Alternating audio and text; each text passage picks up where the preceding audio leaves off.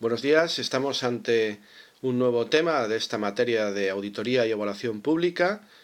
Es un tema que nos va a ocupar una semana. Pensad que continuamos desarrollando la teoría planteada en el tema anterior a través de los modelos, la perspectiva comparada y los autores, y nos centramos ya en un ámbito puramente español. Es decir, ¿qué ha ocurrido en torno a la evaluación con estas lecturas históricas que hemos hecho del año 93, año 96, hasta la actualidad, hasta mediados de la década pasada? ¿Qué ha ocurrido y por qué ahora tenemos una agencia estatal de evaluación? ¿Por qué tenemos ahora evaluación de programas de una forma intensiva, regular, sistematizada?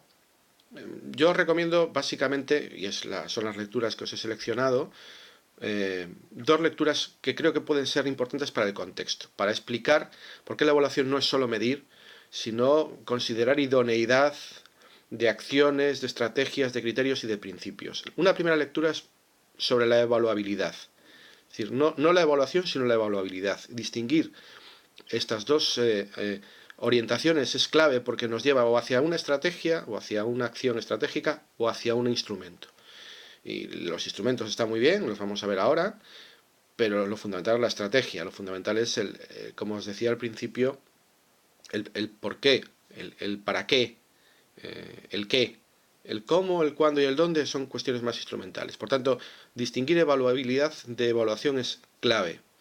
Una segunda lectura tiene que ver con cómo se ha organizado la función evaluadora en España, sobre todo en la Administración General del Estado, pero prácticamente en todas sus organizaciones. Y ahí tenéis una lectura también seleccionada sobre evaluación de programas públicos.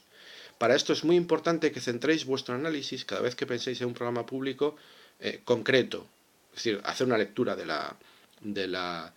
la materia, una lectura de este documento, pero hacerlo de una forma en paralelo pensando en algo público, pensando en un programa público que os pueda resultar de interés, que hayáis trabajado o en el que estéis pensando en poder orientar vuestros trabajos de fin de máster o investigaciones posteriores.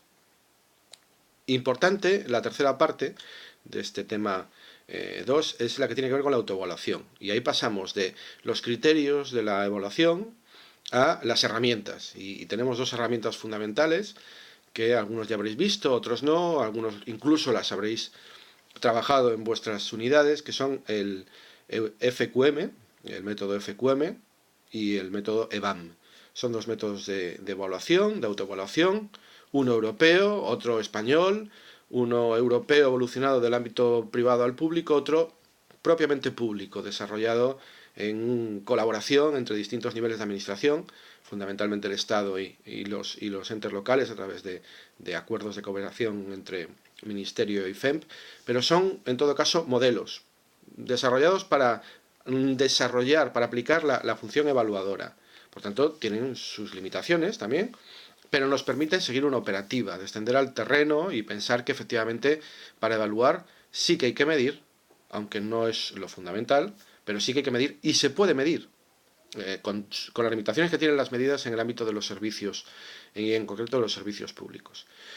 Bueno, pues yo os animo a que participéis, a que le hagáis un detalle de las lecturas, a que hagáis un detalle y un análisis crítico, sobre todo en función evaluadora, que os puede servir para pensar cuando veáis un programa público cómo analizarlo, más allá de la dimensión puramente opinática y desde un punto de vista científico, y que bueno, que os sea interesante y desde luego aplicable a vuestro entorno laboral, a vuestro entorno profesional. Gracias y a continuar con el foro de debate que está dando buenos resultados.